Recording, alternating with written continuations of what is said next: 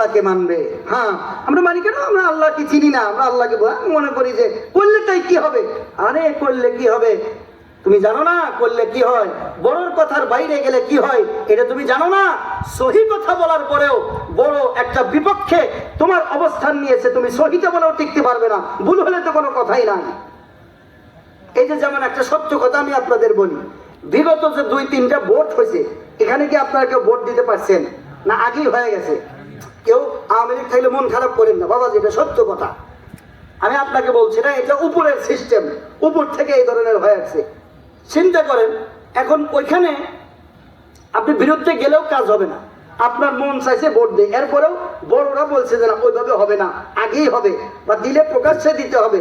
সহি একটা জিনিস আপনার মন চাইছে, কিন্তু ওইটা বড়রা চাচ্ছে না, ক্ষমতাওয়ালারা চাচ্ছে না, এই কারণে আপনিও পারতেছেন না।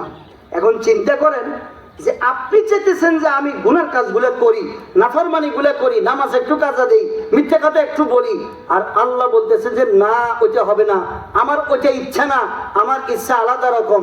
তাহলে আপনি কোন সাহসে আল্লাহর কথার বিরুদ্ধে গেলেন?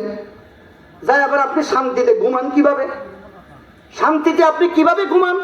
না, আপনি তো মহাপরাক্রমশালী, আল্লাহর বিরুদ্ধাচরণ করে আছেন, আপনি এখন এমপি সাহেবের কথার বিরুদ্ধাচরণ করে আছেন, আপনি ঘুমান তো দূরের কথা, আপনি 10 এলাকার মধ্যেও থাকতে পারবেন না, 10 টাকার বাইরে গিয়া সোনার মধ্যে আপনাকে ঘুমাইতে হবে। আপনি সবসময় ভয় করবেন এমপিকে গালি দিয়ে আসলাম, রাতে আমার বাড়ি ঘর পড়ে যাবে, কথা বলেন ঠিক কিনা?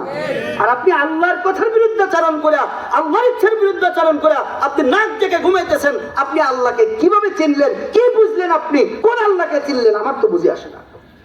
মুসলমানের অবস্থা দেখেন ঠিক একই রকম, কি বেহুশ মুসলমান, বেখবর মুসলমান, 1 নম্বর।